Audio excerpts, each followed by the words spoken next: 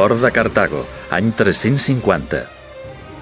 Un jove abandona la seva mare en llàgrimes. És un superdotat, però sense fe. Se'n va a Roma a buscar fama i plaers. Aquell noi rebel es diu Agustí. El seu pare és pagà. La seva mare, Mònica, és cristiana i resa per la seva conversió. No serà fàcil. L'atrauen les filosofies de moda. Llegeix, discuteix. Cap d'aquelles teories no el convenç. Serà possible trobar la veritat?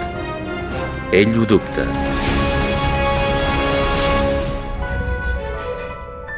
Un dia a Milà escolta Sant Ambròs. Queda enlluernat. Ara sí, el cristianisme respon a totes les seves preguntes. Amb prou feines aconsegueix dominar les seves passions i es converteix. Ens ho explicarà en un llibre apassionant, Les Confessions. Anys després, Agustí és ordenat sacerdot i arribarà a ser un dels més grans pares de l'Església. Parla i escriu molt i bé. Les seves obres impulsaran la filosofia i la teologia. Serà un pilar de la cultura occidental. Ell pressentia que aquell imperi romà decadent ja no duraria gaire. L'any 430, ja al llit de mort, els vàndals assetgen la seva ciutat, Hipona. Era això el final? La força dels temibles conquistadors bàrbars seria superior al poder de la fe? El cristianisme havia sobreviscut a una altra prova pitjor. Les persecucions sagnants dels emperadors romans. Durant 3 segles van fer milers de màrtirs. Uns van morir a la foguera, abans que renegar de Jesucrist. Altres van ser decapitats, crucificats o llançats als lleons a l'arena del circ. D'on traien els cristians d'aleshores la força per no cedir? De l'Eucaristia i de la vida sacramental. Sembla estrany, però ho entendràs quan estudiïs el que són els sagraments i els seus efectes a primera vista invisibles.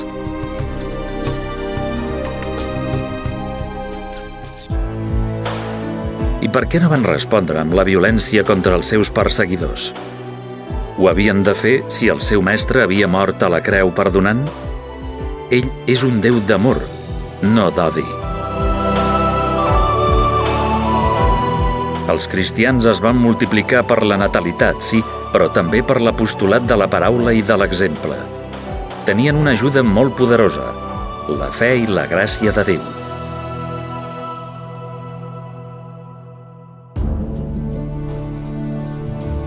Va arribar l'any 313 i l'emperador Constantí els va concedir el dret de practicar públicament la seva religió. Podien deixar les catacumbes i construir les primeres esglésies.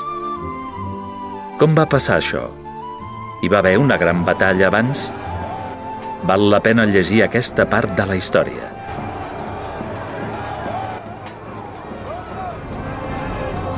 I després? Com va aconseguir el cristianisme el salt de religió prohibida i perseguida a culte oficial en tot l'imperi? Aquesta decisió la va prendre l'any 380 un altre emperador, Teodosi. Però, va ser una mesura encertada? En qualsevol cas, en protecció de l'Estat o sense, l'Església havia d'afrontar la tasca de formular amb claredat i sense error la doctrina cristiana. A més, dins del mateix si de l'Església, començaven a sorgir heretgies. No eren qüestions intranscendents, afectaven la fe en la mateixa persona de Jesucrist o en la Santíssima Trinitat.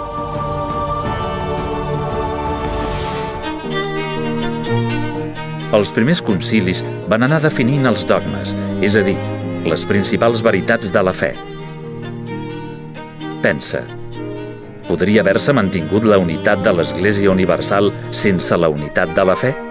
En què hauria acabat l'Església sense defensors de la fe com Sant Agustí i sense la definició dels dogmes que van fer els primers concilis?